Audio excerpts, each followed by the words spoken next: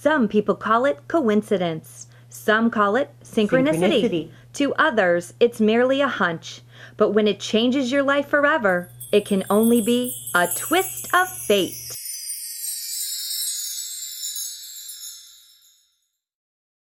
Sports writer Red Smith once observed of his craft, writing is easy. You simply sit down at a typewriter, open your veins, and bleed.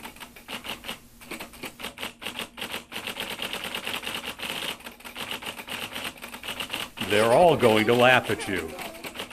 They are going to laugh. I've written the world's all-time loser. Loser. Loser. Loser. Loser. Loser.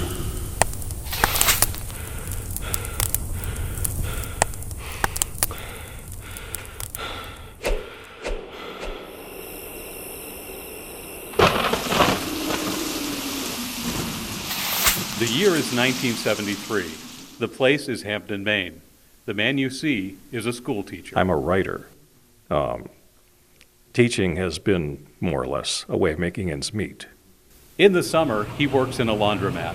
His wife works at Dunkin' Donuts. He had wanted to be a writer since he was 12.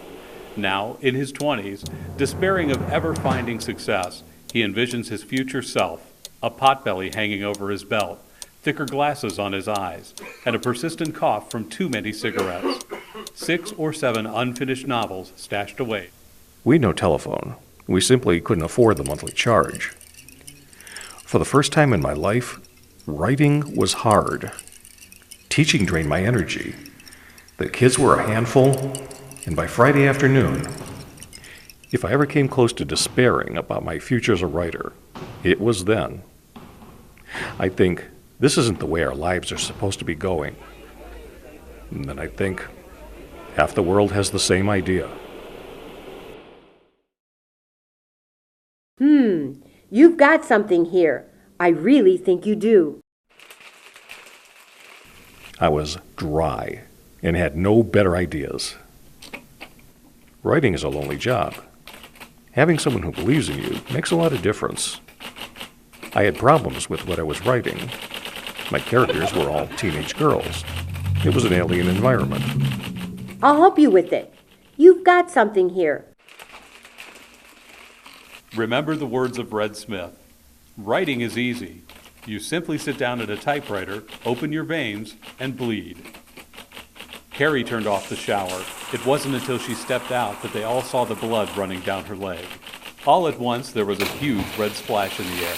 I knew right away, even before it hit them, that it was blood. Carrie got it the worst. She looked exactly like she had been dipped in a bucket of red paint. I sent the manuscript off to Doubleday and pretty much forgot about it. The intercom came on. I had a phone call. My wife. You got a telegram. I'll read it to you. Congratulations. Carrie, officially a Doubleday book. Is $2,500 advance okay? The schoolteacher's novel, Carrie, was published in the spring of 1974. The twisted tale of a strange girl with telekinetic powers who takes revenge on her tormentors at the high school prom. It sold poorly in hardcover, but Signet paid $400,000 for the paperback rights, and the sales more than justified the investment. Carrie would eventually sell 16 million copies. In 1976, Carrie would become a popular film, and in 1988, a disastrous Broadway musical. By then, its author could look back on his first published novel as a cookie baked by a first grader. Tasty enough, but kind of lumpy and burned on the bottom. An even greater success was to come. I'm a writer. Teaching has been more or less a way of making ends meet.